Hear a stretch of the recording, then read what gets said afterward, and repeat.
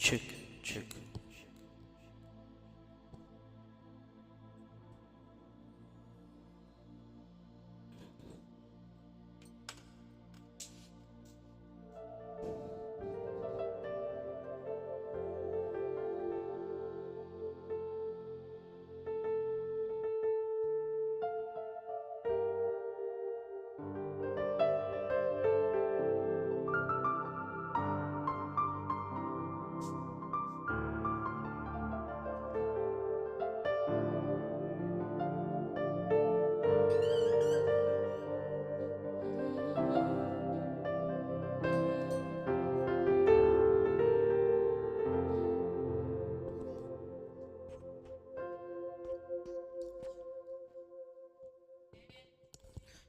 Check.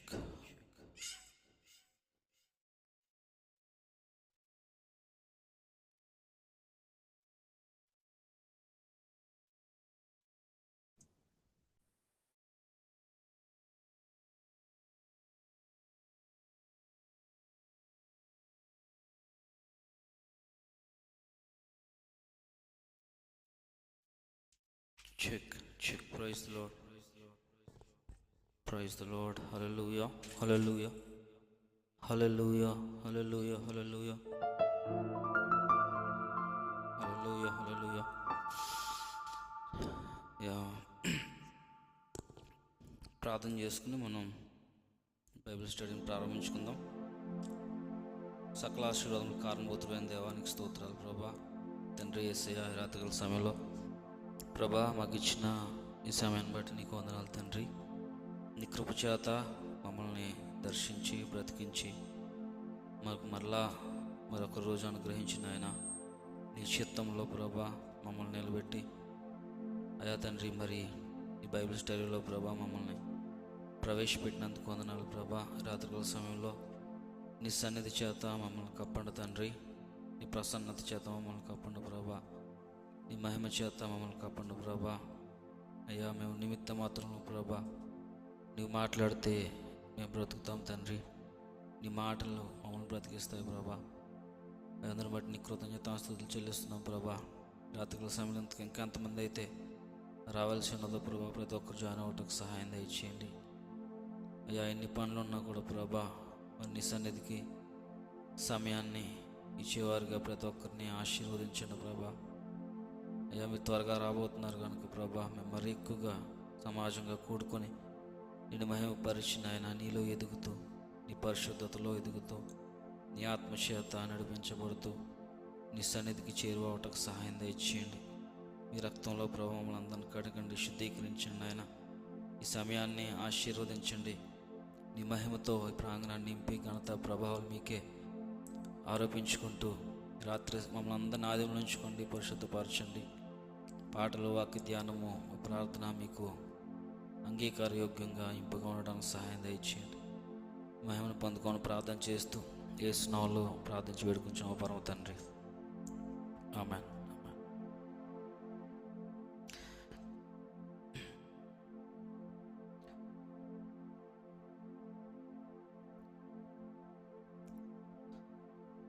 Praise the lord.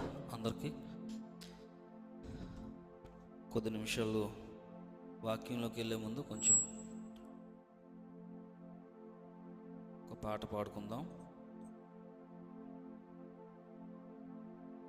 Check check.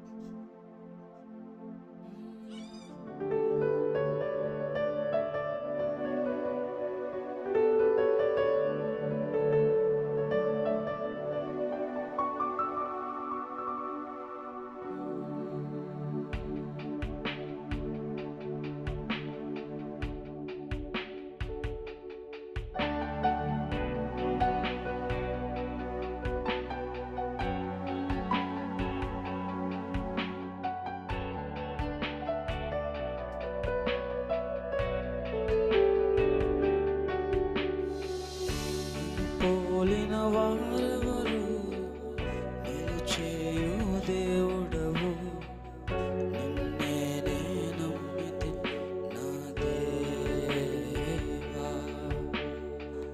నిన్ను పోలిన వారెవరు, నీవు చేయు దేవుడవు, నిన్నే నే నమ్మితి నా దేవా. నిన్నే నా జీవితమునకు ఆధారము చేసుకొంటిని, నీవు లేని జీవితమంతా వ్యర్థముగా పోవునయ్యా. నిన్నే నా జీవితమునకు ఆధారము చేసుకొంటిని, నీవు లేని జీవితమంతా వ్యర్థముగా పోవునయ్యా. ఎల్ షడై ఆరాధనా, ఎలోహీం ఆరాధనా, అడోనాయ్ ఆరాధనా, యేషువా ఆరాధనా.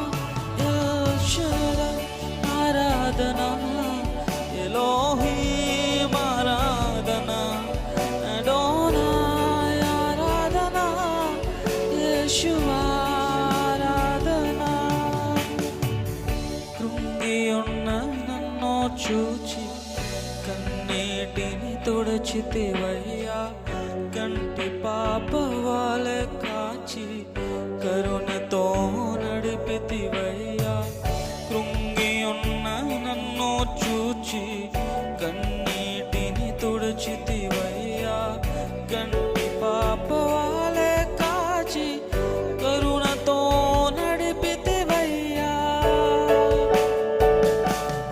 ఎల్ షడై ఆరాధనా, ఎలోహీం ఆరాధనా, అడోనాయ్ ఆరాధనా, యేషువా ఆరాధనా. ఎల్ షడై ఆరాధనా, ఎలోహీం ఆరాధనా, అడోనాయ్ ఆరాధనా, యేషువా ఆరాధనా.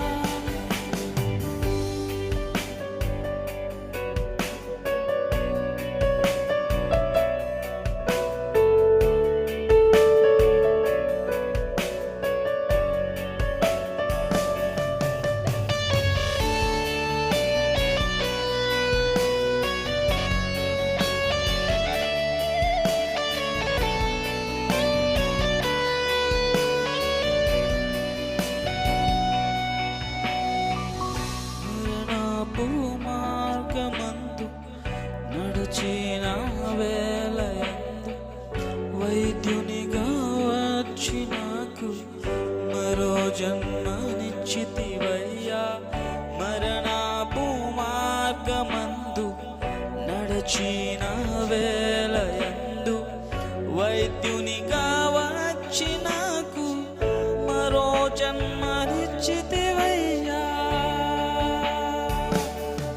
ఎల్ షడై ఆరాధనా, ఎలోహీం ఆరాధనా, అడోనాయ్ ఆరాధనా, యేషువా ఆరాధనా. ఎల్ షడై ఆరాధనా,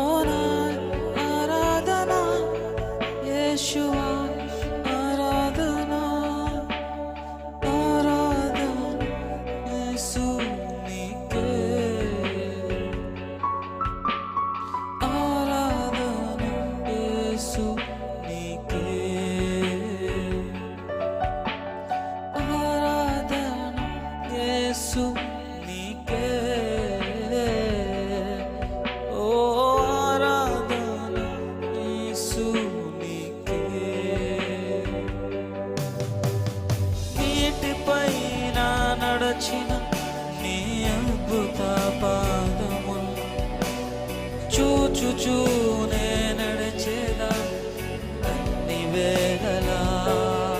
ఓ గాలి నీరు అగ్నియు నీ అద్భుత మాటకు లోబడుచూనే ఉన్నవి అన్ని వేళలా. ఆరాధన యేసు నీకే,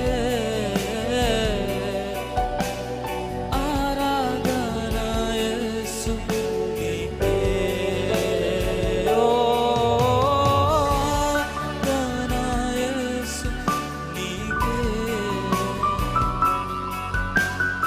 ఆరాధన యేసు నీకే.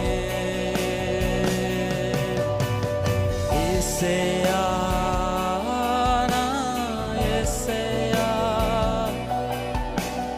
యేసయ్యా నా యేసయ్యా. చెబుతామే మాటలు. యేసయ్యా నా యేసయ్యా, యేసయ్యా నా యేసయ్యా, యేసయ్యా నా యేసయ్యా, యేసయ్యా నా యేసయ్యా. తల్లి మరచిన గాని నన్ను మరువనన్న ప్రేమ, తండ్రి విడచిన గాని నన్ను విడువనన్న ప్రేమ. తల్లి మరచిన గాని నన్ను విడువనన్న ప్రేమ, తండ్రి విడచిన గాని నన్ను విడువనన్న ప్రేమ. నేడుస్తుంటే ఎత్తుకున్న ప్రేమ, తన చేతుల్లో చిక్కుకున్న ప్రేమ. నేడుస్తుంటే ఎత్తుకున్న ప్రేమ, తన చేతుల్లో చిక్కుకున్న ప్రేమ. ప్రేమ యేసయ్య ప్రేమ, ప్రేమ యేసయ్య ప్రేమ, ప్రేమ యేసయ్య ప్రేమ, ప్రేమ యేసయ్య ప్రేమ. మారనిది మరువనిది, వీడనిది ఎడబాయనిది. మారనిది మరువనిది, వీడనిది ఎడబాయనిది. మారనిది మరువనిది, వీడనిది ఎడబాయనిది. మారనిది మరువనిది, వీడనిది ఎడబాయనిది.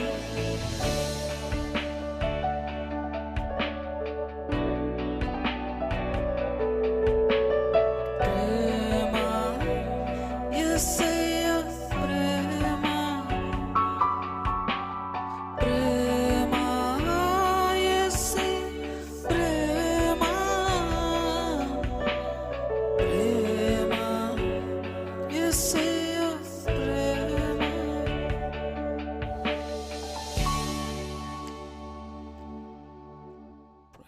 విషయానికి వందనాలు ప్రభా. తండ్రి ఈ రాత్రికాల సమయంలో ప్రభా మాకు ఇచ్చిన ఈ అవకాశాన్ని బట్టి స్తోత్రాలు తండ్రి. ప్రభా కొద్ది నిమిషాలు తండ్రి ఈ వాక్యాన్ని ధ్యానం చేసుకోబోతుండగా మీరే మాతో మాట్లాడండి ప్రభా. ఈ వాక్యం ద్వారాగా అయ్యా తండ్రి మమ్మల్ని ధైర్యపరచండి, స్థిరపరచండి, బలపరచండి ప్రభా. నీ సన్నిధిలో ఉన్న సంతోషంతో అయ్యా మమ్మల్ని కప్పండి, మమ్మల్ని నింపండి. నీ అభిషేకంతో ప్రభా మమ్మల్ని నింపండి, అభిషేకించుకోండి. నీ ఆత్మీయ అయ్యా అర్థాలు అయ్యా అన్నీ కూడా మేము నేర్చుకుని నీ సన్నిధి కొరకు సిద్ధపడడానికి, నీ రాజ్యం కొరకు సిద్ధపడడానికి సహాయం దయచేయమని ప్రార్థన చేస్తూ యేసు నామములో వేడుకొని పొందినామా పరమ తండ్రి. ఆమేన్, ఆమేన్.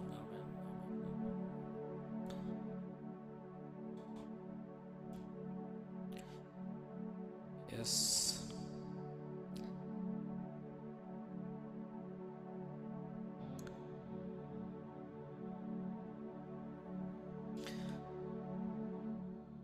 ప్రైజ్ ది లార్డ్ అందరికీ.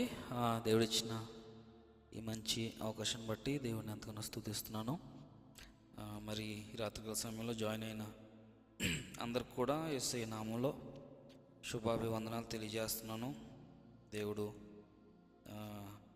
అనేక పనులు ఉన్నప్పటికీ మరి అన్నిటినీ మానుకుని అన్నిటినీ పక్కన పెట్టి దేవుని సన్నిధి కొరకైన ఆశతో ఆసక్తితో వచ్చిన అందరినీ దేవుడు దీవించేవాడుగా ఉన్నాడు.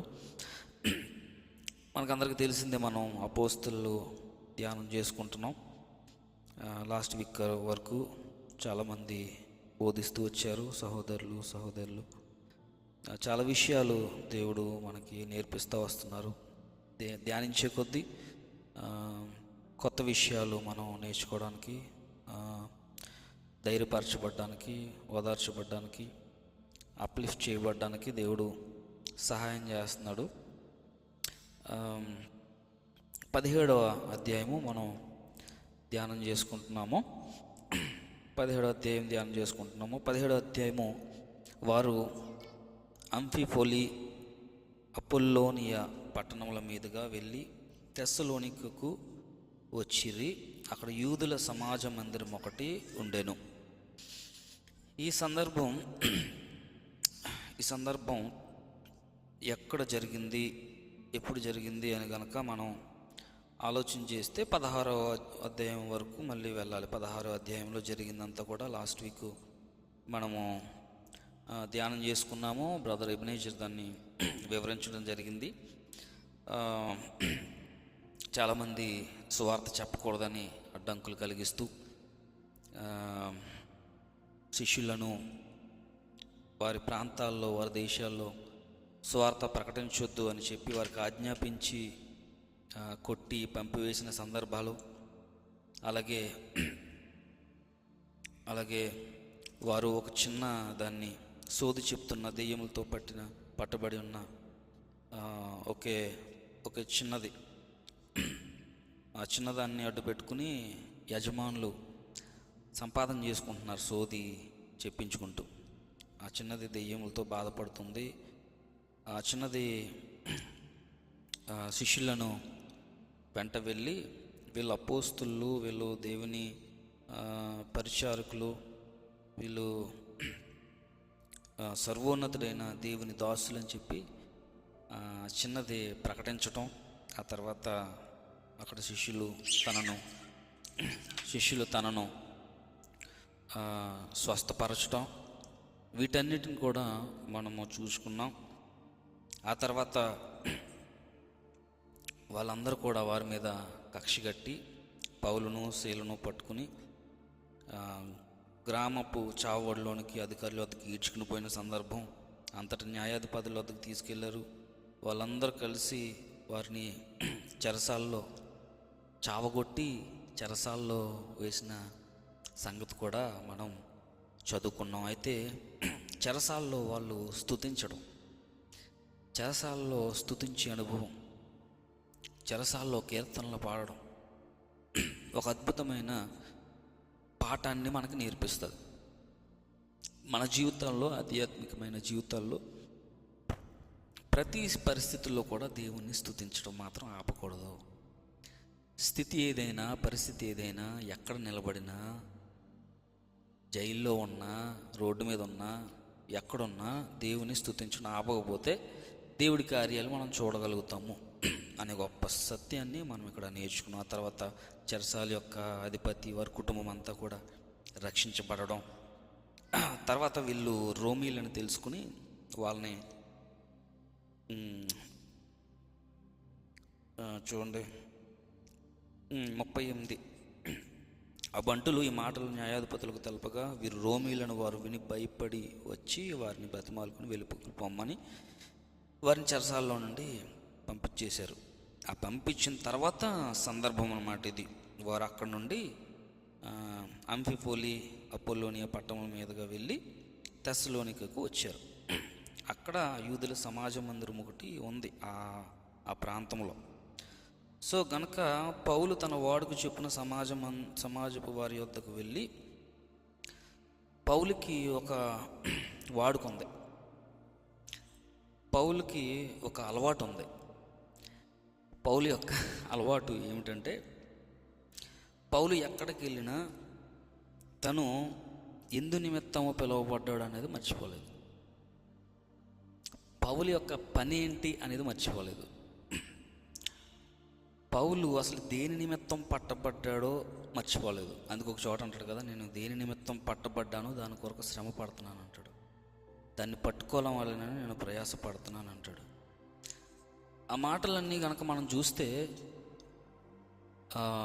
మనం అర్థం చేసుకోవాల్సింది ఏంటంటే, పౌలు తన ప్రయాణంలో తను ఎక్కడ నిలబడినా తన యొక్క కర్తవ్యం, సౌలుగా సంఘాన్ని నాశనం చేయడానికి వెళ్తున్నప్పుడు దేని నిమిత్తం అయితే యేసుక్రీస్తు ప్రభువుల చేత పట్టబడ్డాడో, ఏదైతే యేసయ్య ద్వారా బోధించబడ్డాడో, ఏ విషయం కొరకైతే దేవుడు అక్కడ యేసయ్య అననీయతో మంచి సాక్ష్యం చెప్తాడు, ఇతడు ఎన్ని నిందలైనా నా కొరకు భరిస్తాడు, ఎన్ని అవమానాలైనా నా కొరకు భరిస్తాడు అని చెప్పి ఎందు నిమిత్తమే సౌలుని పౌలుగా చేసుకుని ఆయన పిలుచుకున్నాడో యేసయ్య అననీయతో మాట్లాడిన సందర్భం మనం చూడొచ్చు. సో ఆ విషయాన్ని పౌలు మర్చిపోలేదు. సో దీని నుండి మనం ఏం నేర్చుకోవాలంటే, మన ప్రతి ఒక్కరి జీవితాల్లో ఒక పిలుపు అనేది ఉన్నది. ప్రతి ఒక్కరిని దేవుడు ఏర్పాటు చేసుకున్నప్పుడు, మనలో ప్రతి ఒక్కరిని పిలుచుకున్నప్పుడు ఆయన ఒక పిలుపుతో మనల్ని పిలిచాడు. అందుకే పిలుపులో నిలిచి ఉండమంటాడు. మీరు దేని నిమిత్తం అయితే పిలువబడ్డారో దాని కొరకు పరిగెట్టండి అనే ఒక సందర్భంలో పౌలు చెప్పడం మనం చూస్తాం. ఒక గొప్ప స్టేట్మెంట్స్ పౌలు చాలా విషయాలు సంఘాలతో మాట్లాడడం, సంఘాలను ధైర్యపరచడం అనేది మనం చూస్తాం. ఇక్కడ పౌలుకి ఒక వాడుక ఉంది. వాడుకు చెప్పిన సమాజం వారి యొద్దకు వెళ్ళి, ఆ సమాజ మందిరంలో ఉన్న వారి దగ్గరికి వెళ్ళి, క్రీస్తు శ్రమపడి మృతుల్లో నుండి లేచుట ఆవశ్యకమని నేను మీకు ప్రచురం చేయు యేసే క్రీస్తయి ఉన్నాడని లేఖనములలో నుండి దృష్టాంతములనెత్తి విప్పి చెప్పుచు వారితో 3 విశ్రాంతి దినములు తర్కించుండను. చూడండి, అక్కడికి వెళ్ళి ఆల్రెడీ ఒక ప్రదేశంలో కొట్టబడ్డారు, ఆల్రెడీ ఒక ప్రదేశంలో చెరసాల్లో వేయబడ్డారు, బందీలుగా ఉన్నారు. వాళ్ళ పాస్ట్ ఎక్స్పీరియన్స్ చూస్తే వాళ్ళు ఎక్కడ కూడా ఒక మంచిగా ఇన్వైట్ చేయబడిన సందర్భాలు లేవు, పూలదండలు వేసిన సందర్భాలు లేవు, పూల మీద నడిచిన సందర్భాలు లేవు. అయినా కూడా అక్కడ నుండి పంపివేసిన తర్వాత లొకేషన్ చేంజ్ అయింది కానీ పని మారలేదు.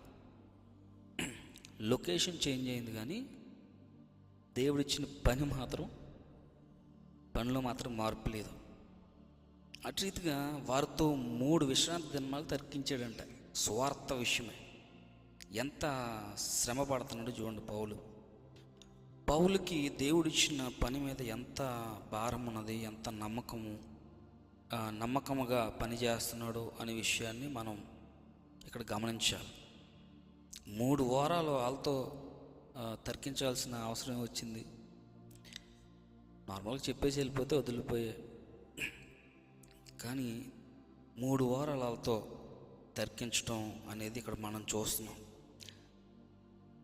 అందుకే 1 కొరింథీ పత్రిక 9వ అధ్యాయము 16వ వచనం కనుక మనం చూస్తే పౌలు అంటాడు, నేను సువార్తను ప్రకటించుచున్నాను, నాకు అతిశయ కారణం ఏమీ లేదు.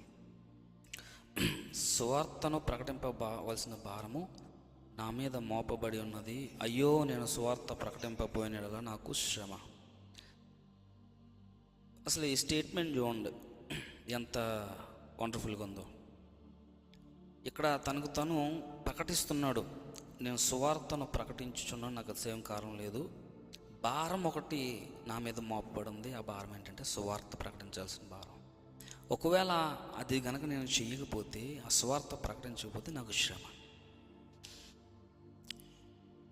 What we have to learn అంటే ఇక్కడ నుండి మనం ఏం నేర్చుకోవాలంటే, మన పని మనం చేయకపోతే మనకు శ్రమ మిగులుద్ది అన్నమాట సత్యం.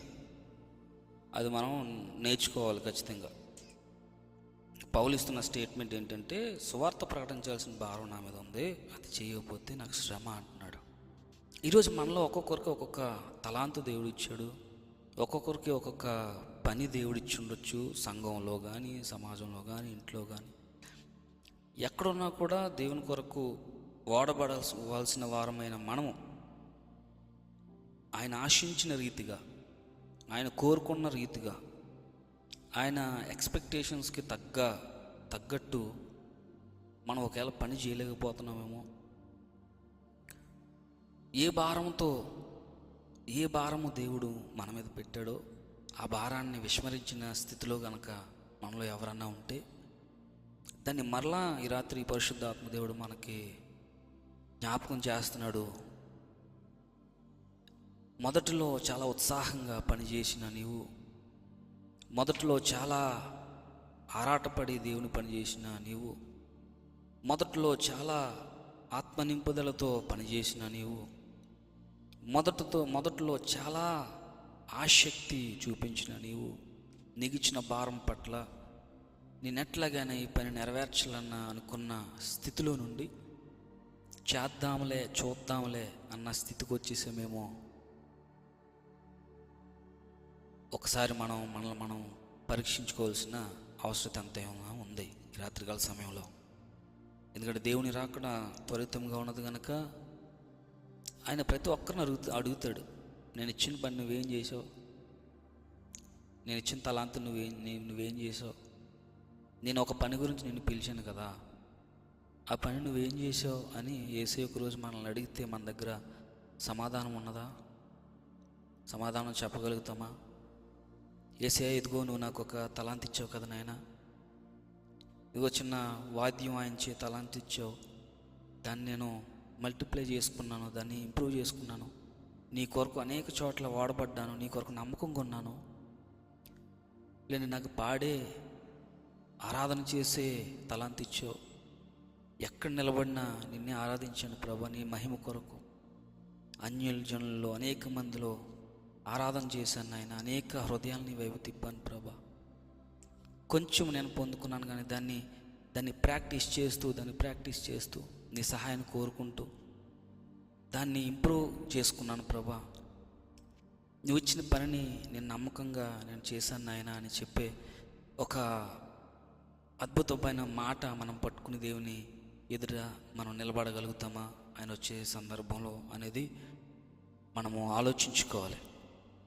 పౌలు తన జీవితంలో ఆయన ఎందుకొరకైతే పిలువబడ్డాడో ఆ విషయాన్ని మర్చిపోలేదు. చూడండి, పాత నిబంధన గ్రంథంలో సౌలు మర్చిపోయాడు. సౌలు దేవుడు చెప్పిందంతా చేయలేదు. శాశ్వత కాలం సౌలుని రాజుగా ఉంచాలన్న దేవుని ప్రణాళిక,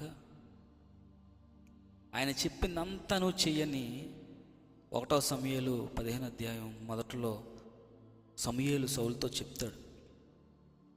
కానీ ఆ పనిని నిర్వర్తించలేకపోయాడు, నమ్మకంగా చేయలేకపోయాడు. తద్వారాగా ఒక భక్తిహీనునిగా, దేవుని చేత త్రోసివేయబడిన వాడిగా, దేవుని చేత నెట్టివేయబడిన వాడిగా ఆ చరిత్రలో సౌలు మిగిలిపోయాడు. కానీ దావీదు దేవుని హృదయాన్ని పట్టుకున్నాడు. నోవాహు యావత్తు చేశాను, అట్లు చేశాను, చెప్పిందంతా చేశాడు. మన బైబిల్లో ఎవరిని చూసుకున్నా దేవుడిచ్చిన పనిని నిర్లక్ష్యం చేసిన వారు చరిత్రహీనులుగా మిగిలిపోయారు. చాలా డిస్ట్రాక్షన్స్ వస్తాయి లైఫ్లో, చాలా ఫైనాన్షియల్గా డౌన్ఫాల్ సిచ్యువేషన్స్ ఉంటాయి, హెల్త్ సరిగ్గా ఉండని సిచ్యువేషన్స్ రావచ్చు, యోబు జీవితంలాగా అన్నీ కోల్పోవలసిన పరిస్థితులు రావచ్చు. కాకినాడలో ఒక పాస్టర్ గారు అయితే 2 కుమారులను ఒకేసారి కోల్పోయాడు. ఎంత విచారకరం కదా. వేరే వాళ్ళు అయితే విశ్వాసంలో కొంచెం తక్కువ ఉన్న వాళ్ళైతే ఎందుకురా ఇది, ఎంత పని చేశాను, అనేక అవమానాలు పొందాను దేవుని కోసం, ఇంత పెద్ద మందిరం కట్టించాను, నా జీవితం అంతా నా యవ్వనమంతా దేవుని కొరకు దారబోసాను కదా, నా 2 కుమారులను రక్షించలేకపోయాడు దేవుడు అని చెప్పేసి వెనక్కి వెళ్ళిపోలేదు ఆయన. దేవుడిచ్చాడు, దేవుడు తీసుకున్నాడు.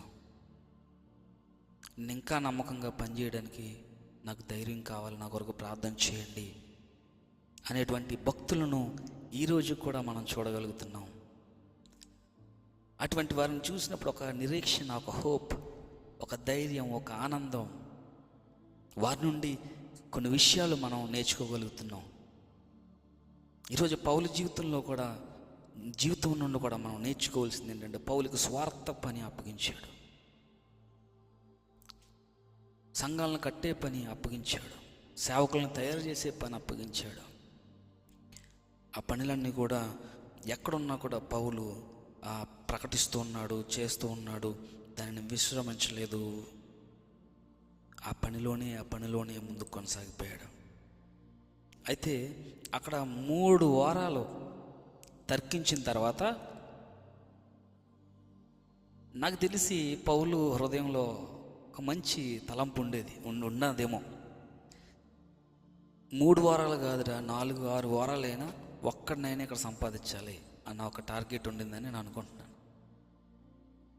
ఒక్కడినైనా వీరిలోంచి ఒక్కరినైనా నేను రక్షించగలగాలి అనే ఒక టార్గెట్తో అక్కడ నిలబడ్డాడు, తర్కించాడు.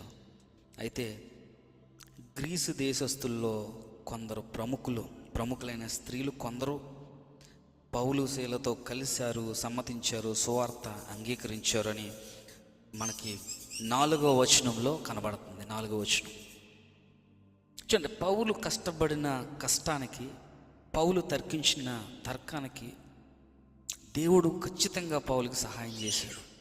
పరిశుద్ధాత్మ దేవుడు పౌలుకి సహాయం చేశాడు. 3 వారాల కష్టం, కొంతమంది అక్కడ సువార్త అంగీకరించడం.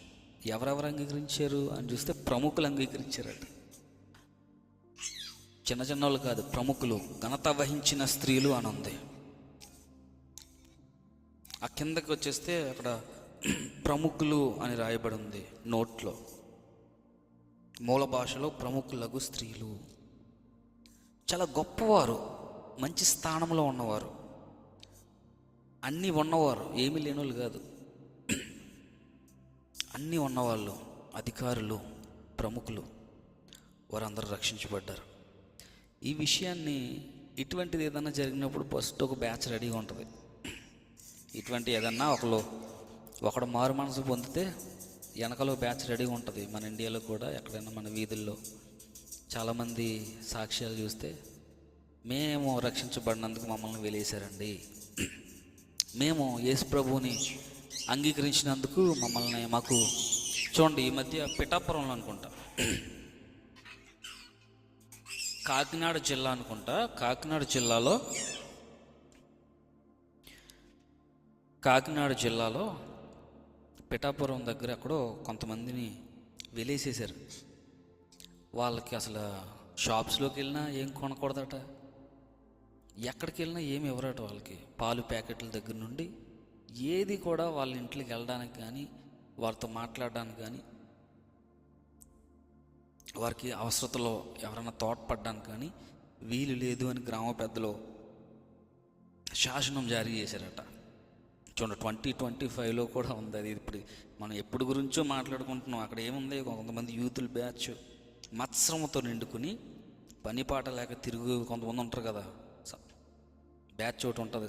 పని పాట లేకుండా, పనులు ఉండవు, ఎవడు దొరుకుతాడా, ఎవడి మీద నిందేద్దామా, ఎవరిని కొడదామా, ఇలాగ కొంత బ్యాచ్ ఉంటుంది, పని పాట లేని వాళ్ళు. వాళ్ళని వేసుకుని దుష్టులు అని రాయబడింది అక్కడ మాట. దుష్టులు వేసుకొచ్చి వాళ్ళు గొడవ చేయడం ప్రారంభించి యాక్చువల్గా ఇక్కడ శిష్యులు వచ్చినప్పుడు, పౌలు శీలలు వచ్చినప్పుడు వాళ్ళకి ఆతిథ్యం ఇచ్చాడు ఒక ఆయన. వారికి ఉండడానికి నివాసం ఇచ్చాడు. ఆయన పేరు యాసోను. వాళ్ళు వచ్చేట యాసోను ఇంటి మీద పడి, శిష్యులు ఎవరు కనబడినందున యాసోనును కొంతమంది సహోదరులను తీసుకుని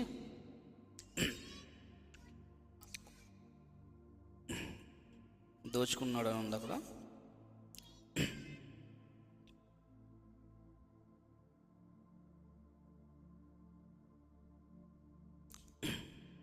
5వ వచనం. అయితే యూదులు మత్స్యపరి పని పాటలు లేక తిరుగు కొందరు దుష్టులను వెంటబెట్టుకుని గుంపు కూర్చి పట్టణం వెళ్ళ అల్లరి చేయొచ్చు యాసోను మీద పడి వర్జనుల సభ ఎదుటికి తీసుకొచ్చుటకు యత్నం చేశారు. అయితే వారు కనబడినందున యాసోనును కొందరు సహోదరులను ఆ పట్టణపు అధికారుల వద్దకు ఈడ్చుకుని పోయి, భూలోకమును తల్లకింద చేయవారు చేసిన వారు వీరు ఎక్కడికి కూడా వచ్చారు అని యాసోను వీరిని చేర్చుకున్నాడని. సో వీళ్ళొక వాళ్ళ ఇంటి మీద పడి యాసోనును కొంతమంది సహోదరులను తీసుకొచ్చేసారు. సమాజ మందిరంలోకి తీసుకొచ్చారు, బయట తీసుకొచ్చారు, సభ ఎదుటికి తీసుకొచ్చి ఈడ్చుకుపోయారంట. ఏకంగా ఈడ్చుకుపోయి విచిత్రం ఏంటంటే వాళ్ళు సాక్ష్యం చెప్తున్నారు. ఏమని? భూలోకమును తల్ల కింద చేసిన వారు ఎక్కడికి వచ్చారని వాళ్ళు చెప్తున్నారు సాక్ష్యం. విశ్వాసులు కాదు చెప్తుంటా. వీరందరూ వేరొక రాజు ఉన్నాడని చెప్పి ఆయన యేసు అని రాజు, కొత్త రాజును ప్రకటన చేస్తున్నారు. ఆ కైసరుకు వ్యతిరేకంగా, ఆయన చట్టాలకు వ్యతిరేకంగా నడుచుకుని వేరొక రాజును వీళ్ళు ప్రకటిస్తున్నారని చెప్పి వారి మీద నెపములు వేశారు. 16వ వచనంలో కూడా చాలా రకాలుగా వీరిని ఇబ్బందులు గురి చేశారు. 17వ వచనంలో కూడా మళ్ళీ అదే సిచ్యువేషన్ మళ్ళీ రిపీట్ అవుతుంది. భూలోకమును తల్లకిందులు చేయరు వచ్చారు. వీరంతా ఏం చేస్తున్నారంటే వేరొక రాజుని ప్రకటిస్తున్నారు. కైసరు యొక్క చట్టాలకు విరోధంగా వీళ్ళు నడుచుకుంటున్నారని కేకలు వేశారు. యేసయ్య విషయంలో కూడా అలాగే చేశారు. నేను యూదుల రాజునని చెప్పుకుంటున్నాడు, దేవుని కుమారుడిని చెప్పుకుంటున్నాడు, కైసరుకు పన్ను ఇయ్యొద్దు అన్నాడు, ఇంకా చాలా చెప్పారు కదా. వాళ్ళు కేకలు వేశారు. ఆఖరికి వాళ్ళు కేకలే గెలిచాయి. ఇక్కడ కూడా వారు కేకలేస్తున్నారంట. అంటే ఒక పని పాట లేని దుష్టుల బ్యాచ్ని తీసుకొచ్చి కేకలేస్తున్నారు. ఈరోజు చాలా ప్రాంతాల్లో ఇదే పరిస్థితి. అల్లర్లు రేపటం, గొడవలు పెట్టడం. వీళ్ళు ఏంటంటే మన దేవునికి వ్యతిరేకంగా మాట్లాడాడు, మన దేవీ దేవతలను దూషించాడు, వాళ్ళు వారిని దెయ్యాలన్నారు, లేదంటే వారిని పూజించే వాళ్ళందరినీ దుష్టులు అన్నారు. ఇంకా ఇలాగా మన మత ఆచారాలకి, మన మతాలను నాశనం చేయడానికి వచ్చారు. ఇంకోటి ఏంటంటే భారతీయ సంస్కృతిని దెబ్బతీయడానికి వచ్చారు. వేరే దేవుడిని తీసుకొచ్చి ఇక్కడ ప్రకటిస్తున్నారు అని ఇప్పుడు ఎలా చెప్తున్నారో అప్పుడు కూడా సేమ్ వేరే రాజుని ప్రకటిస్తున్నారు వీళ్ళు. మనకు దేవతలు ఉన్నారు కదా, మనకు దేవుళ్ళు ఉన్నారు కదా, వేరే దేవుడు మనకు అవసరమా? వేరే రాజుని మనకి వీళ్ళు ప్రకటిస్తూ వీరందరూ దేవుళ్ళు కదా అంటున్నారు అని ఇప్పుడు ఎలా అయితే చెప్తున్నారో అదే రీతిగా వారితో కలిసి అల్లరి చేయడం మనం చూస్తాం. ఈడ్చుకుపోయిన సందర్భం మనం చూస్తున్నాం. నేరం మోపుతున్న సందర్భాన్ని మనం చూస్తున్నాం. అయితే ఆ తర్వాత చూడండి, వారు యాసోను వద్దకు మిగిలిన వారి వద్దకు జామీని తీసుకుని వారిని విడుదల చేసిరి. అయితే ఈ మాటలు వినిచున్న జనసమూహమును పట్టణ పదుకూరలను కలవరపడ్డారు. ఎప్పుడైతే ఈ మాటలో వేరొక రాజు గురించి ప్రకటన చేస్తున్నాడు అనగానే ఆ జనసమూహము పట్టణ అధికారులు అందరూ కలవరపడి తర్వాత వారు ఏం చేశారంటే వారు యాసోను వద్దకు మిగిలిన వారి వద్దను జామీను తీసుకుని వారిని విడుదల చేశారు. ఆఖరికి విడుదల చేశారు. వెంటనే సహోదరులు ఏం చేశారంటే రాత్రి వేళ పౌలును శీలను బెర్యాకు పంపించేశారు. వారు వచ్చి యూదుల సమాజ మందిరంలో ప్రవేశించిరి. వీరు తెస్సలోనియలో ఉన్న వారి కంటే గనులై ఉండరు కనుక ఆసక్తితో వాక్యం అంగీకరించిరి. చూడండి, ఇక్కడ నెక్స్ట్ వెంటనే జరిగిన సందర్భం ఏంటంటే పౌలును శీలను వారు బెరియా అనే ప్రాంతానికి పంపించేశారు. వీరు తెస్సలోనికలో ఉన్న వారి కంటే గనులై ఉన్నారు, ఆసక్తితో వాక్యము అంగీకరించారు. పౌలును శీలను చెప్పిన సంగతులు అలాగున్నవి లేవు అని ప్రతి దినము లేఖనములు పరిశోధించుచూ వచ్చారు. మనము తెస్సలోనిలో ఉన్న వాళ్ళు గనులు అంగీకరించారని మాట విన్నాం. వారు గొప్పవారు అని మాట మనం విన్నాం. వీరంట వారికంటే గనులు. వారు ఏం చేస్తున్నారంటే ఆసక్తితో వాక్యాన్ని అంగీకరించి ఆ సంగతులన్నీ కరెక్ట్గా ఉన్నాయో లేదో ప్రతిదినము లేఖనాల్లో పరీక్షించుకున్నారంట. వాళ్ళు ఏం చేశారంటే చెప్పినట్టు వినేసి వచ్చేలేదు. ఈరోజు జరుగుతున్న పెద్ద ప్రాబ్లం ఏంటంటే ఎవరు చెప్తున్న వాక్యమే కదండి, ఎవరు చెప్పిన వాక్యమే కదండి అనేవాళ్ళు ఉన్నారు. ఇప్పుడు యెహోవా సాక్షులు అయినా చెప్పిన వాళ్ళు వినేస్తారు, వేరే సెవెంత్ డే అన్నా వింటారు, ఇంక ఏ డే అయినా వింటారు. వాళ్ళకి ఏంటంటే వాళ్ళకి అసలు వాక్యం మీద ఒక సరైన అవగాహన ఉండదు. వారు ఏంటంటే ఎవరు చెప్పినా వాక్యమే కదండి అయ్యగారు అంటారు. మా ఊర్లో చాలామంది ఇలాగే అనడం నేను విన్నాను. ఎవరు చెప్పిన వాక్యమే కదండి వింటారు, ఇంటికి వెళ్ళిన తర్వాత మళ్ళీ అసలు చెప్పింది కరెక్ట్ అని అంటామని చెప్పి ఓపెన్ చేసి చూసుకోవడం, నోట్స్ రాసుకుని ఇది కరెక్టా కాదని చెప్పి లేఖనాల్లో పరిశీలించడం అనేది జరగకే ఈరోజు అనేక మంది అబద్ధ ప్రవక్తలకు, అబద్ధ బోధలకు శిష్యులుగా మారుతున్నారు చాలామంది. అప్పుడు వాళ్ళు ఏం చేస్తున్నారంట, ఈ పౌలు శీల ప్రకటించిందంతా, చెప్పిన సంగతులన్నీ అలాగున్నావో లేవో అని చెప్పి బైబిల్లో చూసుకుంటున్నారంట. ఈరోజు ఇది మేజర్ థింగ్, ముఖ్యమైన, అతి ముఖ్యమైన, ప్రాముఖ్యమైన విషయము, సంఘం చేయాల్సిన విషయం. ఏ బోధకుడు వచ్చి మాట్లాడినా, ఏ ప్రసంగికుడు ప్రసంగం చేసినా, ఎవరు ఏది చెప్పినా కూడా అది బైబిల్లో ఉందా లేదా, ఆ మాట కరెక్ట్గా అది కరెక్ట్ అయినా కాదా అనేది చూసుకొని, ఒకవేళ అది కరెక్ట్ కాకపోతే మనం కరెక్ట్ చేసుకోవాలి, మనం గుర్తుపెట్టుకోవాలి, మనం నోట్స్ రాసుకోవాలి. ఈ విషయాలన్నీ చేసే తీరిక ఉండదు చాలామంది దగ్గర. సో ఈ రాత్రికాల సమయంలో దీని ద్వారాగా దేవుడు మనకి తెలియజేస్తుంది ఏంటంటే, ఇప్పుడు నేను చెప్పినా ఎవరు చెప్పినా వినండి, కానీ అవన్నీ దేవుని లేఖనాల్లో కరెక్ట్గా ఉన్నాయా లేవా, లేఖనానుసారంగా ఉన్నాయా లేవా, అది కరెక్ట్ వేలోనే ఉందా, లేదంటే వేరే రకంగా ఏమన్నా బోధనలు సాగుతున్నాయా అనేది మనం చాలా జాగ్రత్తగా విచారించుకుంటూ, చాలా జాగ్రత్తగా ధ్యానం చేసుకుంటూ, ఇప్పుడు చెప్పిన మాటలు మళ్ళా మనం ఒకసారి ధ్యానం చేసుకోవాలి. ఇవంతా కరెక్టా కాదా. ఏదొక్క చిన్న పొరపాటు దొల్లినా, ఏ చిన్న అసత్యం మనం అంగీకరించినా అసత్యంలోనికి వెళ్ళిపోయే ప్రమాదం ఉంది. సత్యాన్ని వెంబడించడం మానేసి అసత్యాన్ని వెంబడిస్తున్నారు చాలామంది. ఈరోజు చాలా రకాలైన బోధలు వచ్చేసే. మొన్న చూస్తే ఏంటి, యేసుక్రీస్తు భిక్షం ఎత్తుకున్నాడు, ముష్టి ఎత్తుకున్నాడు. అసలు ఎంత విచారమో చూడండి. వాళ్ళని ఎంతమంది ఫాలో చేస్తున్నారు తెలుసా? వారికి ఎంతమంది ఫాలోవర్స్ ఉన్నారు కదా, కొన్ని లక్షల మంది, వందల మంది కాదు, లక్షల మంది ఫాలోవర్స్ ఉన్నారు వాళ్ళకి. నా చిన్నప్పటి నుండే చెప్తూ ఉండేవారు మా డాడీ, వాళ్ళ బోధ సరైంది కాదు, వాళ్ళ దగ్గరికి వెళ్ళకూడదు అని చెప్పినా, మన ఇండియా చర్చిలో కూడా ఒక ఆయన వెళ్ళాడు, సత్యం అని ఒక ఆయన ఉంటారు. ఆ సత్యము అసత్యాన్ని వెంబడించింది. ఆయన పేరు సత్యం, కానీ వెళ్ళింది అసత్యం చెప్పేవాళ్ళ దగ్గరికి. యేసుక్రీస్తుని దేవుడిగా అంగీకరించిన వారు, అబద్ధ బోధకుడు ఎవడో, యేసుక్రీస్తుని కుమారుని అంగీకరించిన వాడే కదా అబద్ధ బోధకుడు అన్నాడు కదా పౌలు. ఎవరు అబద్ధ బోధకులు అంటే, కుమారుని యొక్క ఆయన రేంజ్ని తగ్గించేవారు, ఆయన మహిమను తగ్గించేవారు, యేసుక్రీస్తు యొక్క ఆ ప్రభావాన్ని, ఆయనకున్న దైవత్వాన్ని శంకించేవారు, దాన్ని తక్కువ చేసి చూపించాలని ప్రయత్నం చేసేవారు తప్ప అబద్ధ బోధకులు ఎవరున్నారు? అంత క్లియర్గా కనబడుతుంటే వారి తరపున కూడా మాట్లాడేవారు తయారయ్యారు ఈ రోజుల్లో. ఎంత విచారకరమో చూడండి.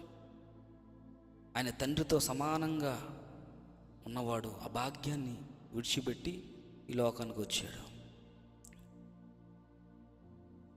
దాన్నట ఆయన ప్రార్థించాడని, యాచనలు చేశాడని చెప్పి ఆయన భిక్షం ఎత్తుకున్నాడు తండ్రి దగ్గర అనే మాటలు. ఇలాగా ఇప్పుడు కొత్తగా రక్షణలోకి వచ్చినోడికి అసలు ఎవడ మాట వినాలో ఆడికి ఏం అర్థం కాదు. ఇప్పుడు ఈ సోషల్ మీడియా ఓపెన్ చేయగానే ఇవన్నీ చూస్తాడు.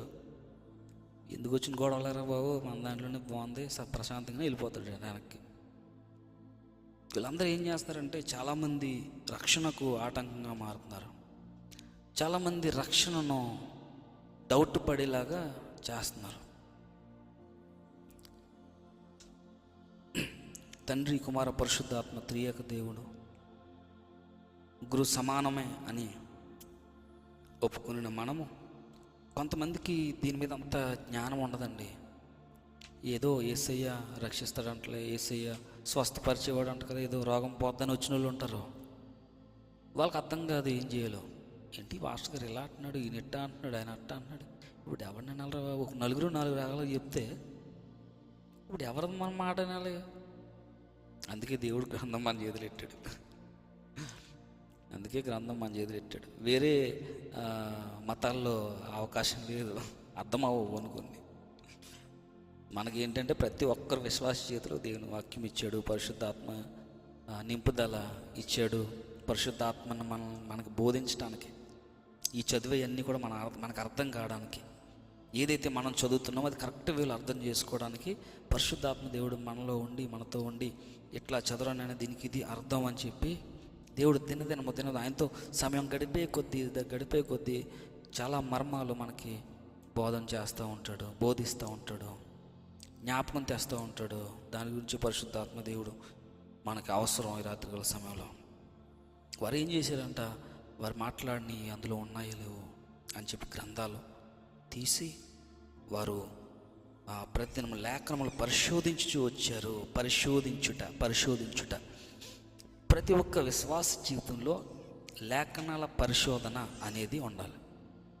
లేఖనాల పరిశోధించడం అనేది జరగాలి. ఇది డే టు డే లైఫ్లో జరగాలి, ఒక్కరోజుతో జరిగేది కాదు. ప్రతిదినము శోధించడం, మనం విన్న వాక్యాలు, మనం విన్న ప్రసంగాలు, మనము వింటున్న ప్రతిది కూడా దానికి వాక్యానుసారంగా ఉందా లేదా, వాక్యంలో ఉందా లేదా అని చూసుకోకపోతే మనం పక్కదారి పట్టే అవకాశం ఉంది.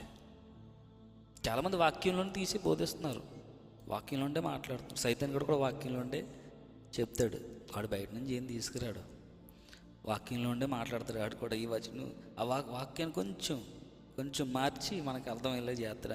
చాలు, అది చాలు మన నరకం పోవడానికి. అలా చాలా విషయాల్లో మనం చాలా కేర్ఫుల్గా ఉండాలి. వాక్యాన్ని సిల్లీగా తీసుకోవడానికి లేదు, వాక్యాన్ని తక్కువ చేసి చూడడానికి లేదు, ఓన్లీ కళల మీద ఆధారపడడానికి లేదు, ఓన్లీ దర్శనాల మీద ఆధారపడడానికి లేదు, లేదంటే ఎవరో ఏదో చెప్తారని వారి మీద ఆధారపడడానికి లేదు. ఎవరు ఏం చెప్పినా, ఎవరు ఏ కళ వచ్చిందని చెప్పినా, ఎవరు ఏ దర్శనం వచ్చిందని చెప్పినా, ఎవరు దేవుడు నీ గురించి నాతో ఇట్లా మాట్లాడని చెప్పినా, వారితో మాట్లాడిన దేవుడు నీతో కూడా మాట్లాడతాడు. వాళ్ళతో మాట్లాడి వదిలేడు. అదే దేవుడు నీతో కూడా మాట్లాడతాడు. 2-3 రకాలుగా మాట్లాడతాడు. వాక్యంలోంచి మాట్లాడతాడు, కళల ద్వారా మాట్లాడతాడు, దర్శనాల ద్వారా మాట్లాడతాడు. అర్థం కాకపోతే నాయన నాకు అర్థం కావట్లేదంటే వివరంగా మాట్లాడతాడు. మనకు అర్థమైన భాషలో దేవుడు మాట్లాడతాడు. సో ఏదన్నా ఒకరోజు కూడా చెప్పినప్పుడు అది గుడ్డుగా నమ్మేయద్దు, అది గుడ్డుగా విశ్వసించొద్దు. రేపన్న రోజు నేను వచ్చి దేవుడు నీ గురించి నాకు ఇది చూపించాడు, ఇట్లా అన్నాడు అంటే దాని గురించి ఏం చేయాలి? నమ్మేసహో చూపించాడని చెప్పి అది భయంకరమైన విషయం అయితే భయపడిపోవడం, ఆశీర్వాదం గురించి అయితే సంకలు గుద్దేసుకోవడం, ఎగిరెగిరి పడడం, ఆనందపడిపోవడం అవి కాదు. కానీ ఓకే, పాస్టర్ గారికి ఇది చూపించాడు దేవుడు, ఓకే ప్రభా నాతో కూడా మాట్లాడు తండ్రి, నాతో కూడా మాట్లాడు ప్రభా అని చెప్పి దేవుని సన్నిధిలో మనం ఆ సమయాన్ని గడపగలిగితే, లేఖనాలని పరిశోధించగలిగితే వాటన్నిటిలో నుండి దేవుడు మనతో కూడా మాట్లాడతాడు. ఎవరితో మాట్లాడిన దేవుడు మనతో మాట్లాడ్డా? వారితో ఎందుకు మాట్లాడాడు? వారు దేవుని హృదయానికి దగ్గరగా ఉన్నారు కాబట్టి. హల్లెలూయా. వారితో ఎందుకు మాట్లాడుతున్నాడు? వారు దేవుని స్వరం వినగలిగిన ఆ విశ్వాసంలో ఉన్నారు. దేవుని స్వరము వినగలిగినటువంటి దగ్గరగా దేవునికి దగ్గరగా వారు ఉన్నారు. దేవుని హృదయానికి దగ్గరగా ఉన్నారు. దేవునికి సమయం ఇచ్చేవారుగా ఉన్నారు. దేవుని సన్నిధిలో గంటలు ప్రార్థించేవారుగా ఉన్నారు. ఇవన్నీ మనం చేస్తే మనతో కూడా దేవుడు మాట్లాడతాడు. కానీ మనం ఏం చేస్తామంటే ఏదో తుది మంత్రంగా ప్రార్థన చేసి పొద్దున్న చేసి ప్రభువా నన్ను దీవించినాను, ఈరోజంతా మరి పనిలోకి వెళ్తున్నాను, ఈ పనులంతా సహాయం దయచేయండి, వేసిన వాళ్ళు అడుగుతున్నాను తండ్రి, ఆమె అయిపోయింది ప్రార్థన ఆ రోజుకి. ఇటువంటి ప్రార్థనలు చేయడం వల్ల ఉపయోగం లేదు. పొద్దున్నే లేచి దేవుని సన్నిధిలో ఎక్కువ సమయం మనం ఏంటంటే మనం తప్పిపోకూడదు, అసత్యంలోకి వెళ్ళిపోకూడదు, నిజంగా దేవుని జీవ మార్గంలో నడిచి అంతిమ విజయాన్ని మనం పొందుకోవాలి. దేవుని రాకడలో మనం ఎత్తబడాలి. దేవుని సన్నిధిలో మనం ఉండాలంటే ఇక్కడ నుండే దేవునితో సహవాసం చేయడం, దేవుని మాటను వినడం, దేవుని ప్రసన్నత అనుభవించడం, ఇటువంటి సాక్ష్యాలు కలిగిన జీవితంగా మన జీవితం ఉండాలి. ఒకప్పుడు చేశాను బ్రదర్ అని కొంతమంది చెప్తారు, కానీ ఇప్పుడు ఏం చేస్తున్నాం, ఇప్పుడు మన విశ్వాస జీవితం ఎలా ఉంది అనేది విషయాలు కూడా మనం గుర్తుపెట్టుకోవాలి. ఈరోజు సంఘం పాడైపోవడానికి కారణం సంఘంలో అల్లర్లు జరగడం, సంఘం ఒక కన్ఫ్యూజన్లో ఉండడం, ఏది కరెక్ట్ కాదని చెప్పి బయట సోషల్ మీడియాలో మాట్లాడుకోవడానికి కారణం ఏంటంటే పరిశోధన లేదు, పరిశీలించడం లేదు, దేవుని వాక్యంలో ఉన్నదో లేదో చూసుకోవడం లేదు. ఇవన్నీ లేకపోతే మనకు అనవసరమైన ఏమంటారు వాటిని క్వశ్చన్స్ రేజ్ అవుతూ ఉంటాయి. ఏం చేయాలో, ఎవరి మాట వినాలని చెప్పి 10 యూట్యూబ్ ఛానల్ ఓపెన్ చేసేస్తే మనకి ఏదో రకంగా సత్యం వచ్చేద్ది అనుకుంటే అది అవ్వదు. మనమే కూర్చోవాలి, మనమే దేవుడిని అడగాలి. తండ్రి, మరి నాకు ఇది సరిగ్గా అర్థం కాలేదు, ఇది కరెక్ట్గా నాకు అర్థం కాలేదు ప్రభా, మరి దీని మర్మం ఏంటి, దీని వెనకున్న నీ ఉద్దేశం ఏంటి అని చెప్పి మనం యేసుని అడిగితే ఆయన చక్కగా వివరించి చెప్తాడు. అందుకే కదా నేను సాత్వికుడును, దేని మనసు గనుక నా యొద్ద కూర్చుని నేర్చుకోమన్నాడు. ఎవరి దగ్గర కూర్చుని నేర్చుకోవాలి? మనం యేసయ్య సన్నిధిలో ఆయన పాదాల దగ్గర కూర్చుని నేర్చుకోవాలి. ఆయన సాత్వికుడు, ఏది చెప్పినా విసుక్కోకుండా ఆయన ఆన్సర్స్ చెప్తాడు. ఒక 10 క్వశ్చన్లు అడిగితే చిరాకు వచ్చేద్ది మనకి, ఎవరన్నా కదా. ఒకేసారి 10 క్వశ్చన్లు అడిగారు అనుకోండి, ఎవరన్నా వచ్చి ఎంత చిరాకు పడిపోతాం. కానీ మన దేవుడు పరాగపడి త్రోసివేసే దేవుడు కాదు. నాకు అర్థం కావట్లేదు నాయన, ఈ స్టెప్ నేను ఎట్లా గెయ్యాలి, ఇక్కడ నేను ఏ నిర్ణయం తీసుకోవాలి, నేను ఇక్కడ ఎలా మాట్లాడాలి, ఇవన్నీ కూడా చక్కగా దేవుడు మనతో చెప్తాడు, చక్కగా మాట్లాడతాడు. వేరే వాళ్ళకి అటువంటి అవకాశం లేదు. నోరుండి పలకలేని దేవుడు కాదు మన దేవుడు. అటువంటి దేవుణ్ణి మనం ఆరాధన చేస్తున్నాం కనుక వారు ఎలాగైతే అక్కడ పరిశీలించారో గ్రంథాలని, అట్రీతిగా కూడా మనం ఈరోజు నుండి పరిశోధించేవారుగా ఉండాలి. అందుకే దివారాత్రము దానిని ధ్యానించేవాడు ధన్యుడు అనే మాట ఉంటుంది. దివారాత్రం ధ్యానించేవాడికి ఏం చేస్తాడు? ఆయన విషదపరుస్తాడు, ఆయన మర్మాలను తెలియజేస్తాడు, ఆయన మాటలు అర్థమయ్యేటట్టు చేస్తాడు. ఒకసారి అర్థమవుతుంది, మళ్ళీ రెండోసారి చదువుతాం, మళ్ళీ రెండోసారి అర్థమవుతుంది, మూడోసారి చదువుతాం. ఆ ఎఫర్ట్ ఏదైతే ఉందో, దాన్ని అర్థం చేసుకోవాలనే తాపత్రయం ఏదైతే ఉందో, ఆశ ఏదవుతుందో, ఆశని దేవుడు తృప్తిపరుస్తాడు. హల్లెలూయా, హల్లెలూయా. అందుకే అంటున్నాడు, ఆశపడే ప్రాణాన్ని తృప్తిపరిచే దేవుడు. మనకు అర్థం కాకపోయినా ఏ పరిస్థితులైనా దేవుడితో చక్కగా ఫ్రీగా నాకు ఆశతో దేవుడిని అడిగితే ఆయన ఖచ్చితంగా తృప్తిపరుస్తాడు, దానికి జవాబిస్తాడు.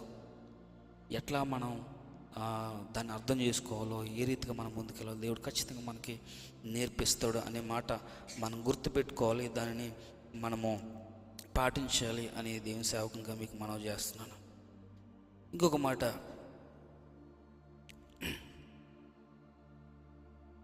చూడండి ఎక్కడ వరకు చదువుకున్నాం మనం, 11 చదువుకున్నాం. అందుచేత వారిలో అనేకులు ఘనత గల గ్రీసు దేశస్తులైన స్త్రీల్లోనూ పురుషుల్లోనూ చాలామంది విశ్వసించిరి. చూడండి, ఈ విశ్వసించడానికి కారణం కూడా పరిశోధించడం. లేఖనాల్లో ఉందో లేదో చూసి చెప్పితే వచ్చే విశ్వాసం కంటే దాన్ని దృఢపరుచుకుని, అది లేఖనాల్లో ఉందో లేదో మరొక్కసారి చూసుకుని మనం కనుక ఒక కంక్లూజన్కి వస్తే దాని ద్వారా వచ్చే విశ్వాసం నెక్స్ట్ లెవెల్లో ఉంటుంది. హల్లెలూయా, హల్లెలూయా. అట్టి విశ్వాసము మనం పొందుకోవాలి. అక్కడ గనులు అనేక మంది విశ్వసించారంట. అయితే బెరలో కూడా పౌలు దేవుని వాక్యం ప్రచురించున్నాడని తెస్సలోనికలో ఉండు యూదులు తెలుసుకుని అక్కడికి వచ్చి జన సమూహంలో రేపు కలవరపరిచారు. అక్కడ తెస్సలోనికలో ఉన్న వాళ్ళు మళ్ళీ ఇక్కడికి వచ్చేసారు, బెరలోనికి కూడా వచ్చేసి ఇక్కడ కూడా పౌలుని ఆటంకపరుస్తున్నారు. కానీ పౌలు మాత్రం దేవుడు ఇచ్చిన భారాన్ని పక్కన పెట్టలేదు. దేవుడు ఎందు నిమిత్తం అయితే పిలిచాడో దాన్ని మర్చిపోలేదు. వీళ్ళు గొడవ చేస్తున్నారు కదా, వీళ్ళు ఏదో చేస్తున్నారు కదా అని చెప్పి నేను సర్లే అనుకుని వదిలేయలేదు. కానీ ఎందు నిమిత్తం అయితే పౌలు పట్టబడ్డాడో, దేని గురించి అయితే పిలువబడ్డాడో, ఏ భారం అయితే పౌలు మీద దేవుడు పెట్టాడో ఆ భారాన్ని అంతిమ వరకు క్యారీ చేస్తున్న విధానాన్ని మనం అర్థం చేసుకోవాలి.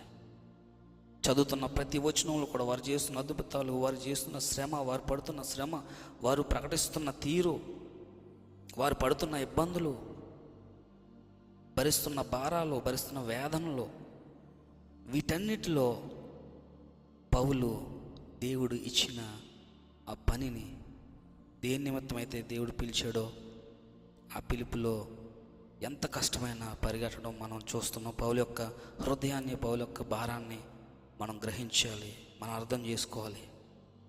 పౌలు జీవితంలోంచి మనం నేర్చుకోవాల్సింది ఏంటంటే, ఈరోజు మనల్ని ఎందుకు పిలిచాడు, ఏ నిమిత్తం పిలిచాడు, ఏ భారం మనలో పెట్టాడు, ఏ పని మీద నేను ఈ భూమి మీద ఉన్నాను దాన్ని తెలుసుకోవాలి. తెలుసుకోకపోతే అడగాలి దేవుని, ప్రభువా నాకు ఇంకా నా జీవితం యొక్క గమ్యం ఏంటో, నా జీవితంలో నన్ను నువ్వు ఎందుకు పిలిచావు నాకు ఇంకా అర్థం కాలేదే, నాకు సహాయం దయచేయి అని చెప్పి అడిగితే, ఆ రోజు సౌలును దర్శించిన దేవుడే ఈరోజు నిన్ను నన్ను దర్శించడానికి సిద్ధంగా ఉన్నాడు. ఆ రోజు పౌలును దర్శించిన దేవుడే ఈరోజు మనల్ని దర్శించడానికి సిద్ధంగా ఉన్నాడు. నేను అనుకుంటాను, సౌలుని ఈ పని మీదే పిలిచాడు దేవుడు, పౌలుగా మార్చి వాడుకోవడానికి. కానీ పౌలుకి తెలియదు, సౌలుకి తెలియదు. సౌలు ఉన్నంత వరకు సౌలు అనుకున్నాడు, నేను ధర్మశాస్త్రోపదేశకుడిని, నా దేవుడి మీద ఇట్లా చేస్తారా, అలా చేస్తారా, వాళ్ళని చంపేస్తా, నరికేస్తానని చెప్పి తిరిగాడు. కానీ దేవుని పిలుపు అది కాదు. సౌలు విషయంలో సౌలుకి అర్థం కాలేదు. అందుకే దేవుడు కనబడాల్సి వచ్చింది, అందుకే యేసయ్య దర్శించాల్సి వచ్చింది. ఈరోజు ఆ సౌలు కంటే గొప్పవాళ్ళం కాదు, మనం ధర్మశాస్త్రోపదేశకులం కాదు, మనకంత జ్ఞానవంతులం కాదు. ఈరోజు ఈ చిన్న జ్ఞానంతోనే, ఈ స్థితిలోనే మనం దేవుణ్ణి అడిగితే, నా గమ్యం ఏంటి, నా జీవితం యొక్క నా పిలుపు ఏంటి, నీ ప్రణాళిక ఏంటి నా జీవితంలో, ఈ దేశంలో ఉన్నా, ఏ దేశంలో ఉన్నా, మరో దేశం పోయినా, ఎక్కడికి వెళ్ళినా ఆ పిలుపు అనేది మారదు. దేశానికి పిలుపులు మారవు. దేవుడు ఏ పిలుపుతో మనల్ని పిలిచాడో, దేవుడు మనల్ని దర్శించినప్పుడు ఒక పిలుపు, ఒక ఆశ ఉన్నది దేవునికి మన మీద. ఇదిగో పలానా ఎస్తేర్ని నేను దర్శిస్తున్నానంటే, ఎస్తేరు యొక్క జీవితం అంతా కూడా ఒక ప్రణాళిక వేసుకున్నాడు దేవుడు. ప్రశాంత్ యొక్క జీవితం అంతా కూడా ఒక ప్రణాళిక ఉంది దేవునికి. ఇలా మనం ఏ పేరు చెప్పినా, నా పేరు, ఎవరి పేరు చెప్పినా, ఒక్కొక్కరిని దర్శించినప్పుడు, ఒక్కొక్కరి యొక్క వారిని నిర్ణయించకముందే, వారిని పుట్టించకముందే, వారిని రూపించకముందే మనలను పేరు పెట్టి పిలిచి ఆయన మనల్ని తల్లి గర్భంలో రూపిస్తున్నప్పుడే, ఆయన మనల్ని చెక్కుతున్నప్పుడు, మనల్ని రూపిస్తున్నప్పుడే ఆయన తలంపులు ఉన్నాయి మన మీద. మనకు ఒక ప్రణాళిక ఉంది.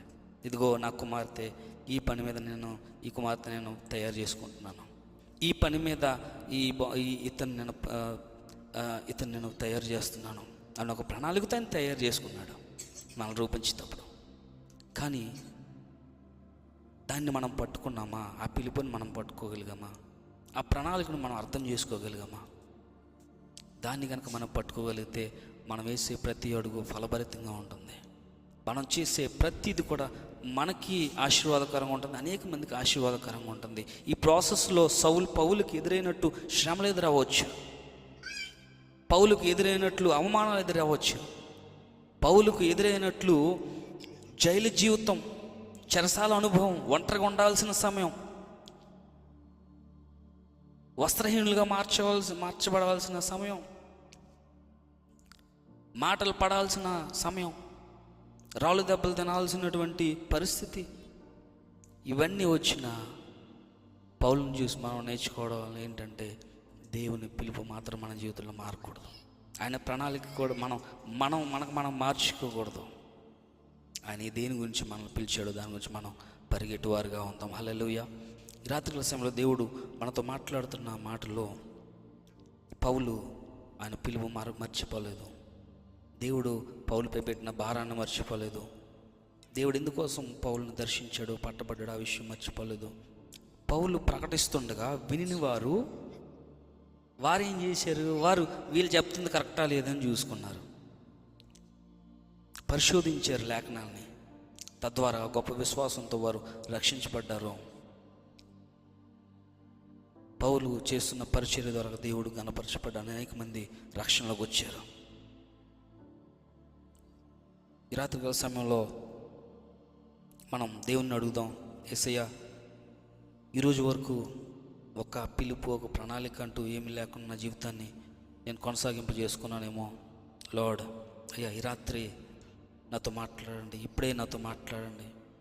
నీ మహిమతో మమ్మల్ని నింపండి, నీ వాక్యంతో నాతో మాట్లాడండి ప్రభా. చాలా విషయాల్లో నాకు ఇంకా క్వశ్చన్స్ ఉన్నాయి ప్రభా. నా జీవితం యొక్క పరమార్థం ఏంటి? నేను ఎందుకు ఈ భూమి మీద ఉన్నాను? నన్ను నువ్వు ఎందుకు పిలిచావు అనే విషయాలు నాకు చాలా క్లారిటీ లేకుండా నేను జీవిస్తున్నాను ప్రభా. లార్డ్, సహాయం దయచేయండి. హెల్ప్ మీ లార్డ్, నాకు సహాయం దయచేయండి అని దేవుడిని అడిగితే దేవుడు ఖచ్చితంగా సహాయం చేస్తాడు. నువ్వు చేరుకోవాల్సిన, నువ్వు నడవవలసిన మార్గము ఆయన నీకు బోధిస్తాడంట. నీవు నడవవలసిన మార్గాన్ని ఆయన నీకు బోధిస్తాడు అనే మాట మనం చూస్తాం. సో మనం ఏ మార్గంలో నడాలో, ఎందుకు పిలువబడ్డామో దేవుడు బోధించేవాడుగా ఉన్నాడు. ఆయనతో ఎక్కువ సమయం గడుపుదాం, ఆయనతో మాట్లాడే అనుభవం ఉందాం. లేఖనాలను పరిశోధించే విషయాల్లో అశ్రద్ధ చేయకుండా, ఎవరిని పడితే వారిని నమ్మకుండా లేఖనాలను పరిశోధించుకుని అది నిజమా కాదని సరిచూసుకుని నిర్ధారించుకునే విషయాల్లో మనం వెనకడుగేయకుండా, ఈ విశ్వాసాన్ని, ఈ వాక్యాన్ని నిర్లక్ష్యం చేయకుండా విశ్వాసంలో మరొక మెట్టుకు మనం వెళుదుంగాక. ఆమేన్. మనం ఇంకా దేవునికి దగ్గర అవుదుంగాక. ఆమేన్. దేవుని యొక్క హృదయాన్ని పట్టుకునేవారుగా మనం మారుదుంగాక. ఆమేన్. ప్రార్థన చేసుకుందాం. ఎవరైనా ప్రార్థన చేస్తారా? విన్న వాక్యాన్ని బట్టి ఎవరైనా ఆన్లైన్లో ఉండి ప్రార్థన చేయగలిగితే మంచిది. ఒకవేళ చేయలేని పరిస్థితిలో ఉంటే నేనే ప్రార్థన చేసి ముగిస్తాను.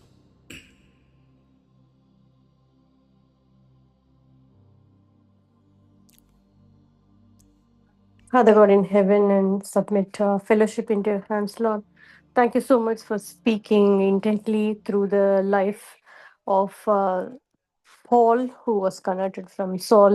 Every word that was spoken today is a reflection on how much we should love, irrespective of our situation and our background and our circumstances. Thank you, Lord. Give us strength from the inner heart to love you no matter what our circumstances are and our situation is.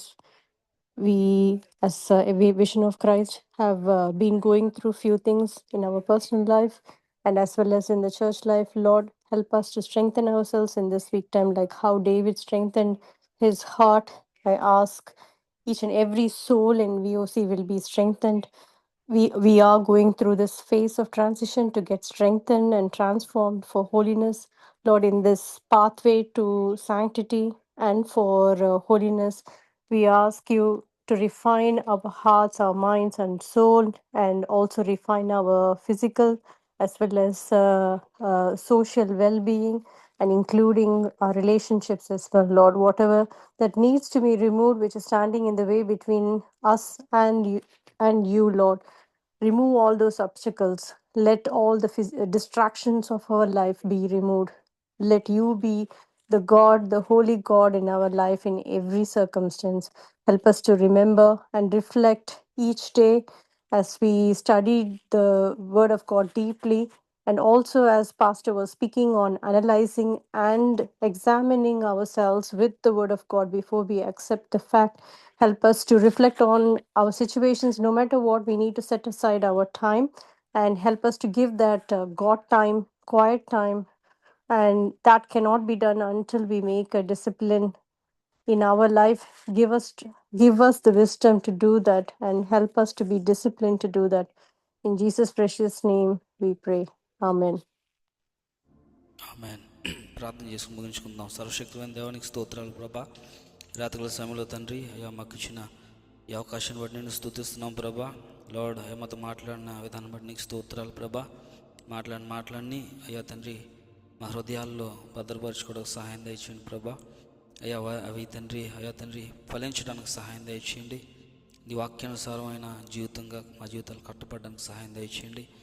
ఈరోజు ఎవరెవరి జీవితాల్లో అయితే అయ్యా తండ్రి శూన్యంగా ఉన్నాయో ప్రభా, ఎవరి జీవితంలో అయితే నీ పిలుపు ఇంకా అర్థం కాలేదో నీవు ఏ భారం అయ్యా మా మీద పెట్టావో మాకు అర్థం కాలేదేమో అవన్నీ నీ సన్నిధిలో మేము గడుపుతూ నీ హృదయాన్ని పట్టుకొని నీ మాటలు మేము పొందుకొని అయ్యా ఒక నిశ్చయతతో ముందుకు వెళ్ళువారుగా పౌలు ఎలా అయితే తన భారాన్ని మర్చిపోకుండా ముందుకు కొనసాగాడో అటు రీతిగా మేము కూడా ప్రభా మా జీవితాన్ని కొనసాగించడానికి అయ్యా తుదముట్టించడానికి సహాయం దయచేయండి. ఈ రాత్రిలో కాలంలో జాయిన్ అయిన ప్రతి ఒక్క బిడ్డ మీద దీవించండి, ఆశీర్వదించండి, బలపరచండి, స్థిరపరచండి, ఘనపరచండి, ప్రతి పరిస్థితిని మార్చండి.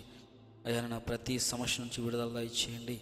అయ్యా రోగులుగా ఉన్నవారిని స్వస్థపరచండి నాయన, ఒంటరిగా ఉన్నవారిని ఆదరించండి ప్రభా, ధైర్యపరచండి నాయన. అయ్యా ఎవరెవరు ఏ ఆశలతో జాయిన్ అయ్యారో ఎవరి హార్ట్ డిజైర్స్ అన్నీ కూడా మీరు ఫుల్ఫిల్ చేయండి. అయ్యా నీ మహిమ కొరకు నీ ఘనత కొరకు మమ్మల్ని అందరూ వాడుకోండి.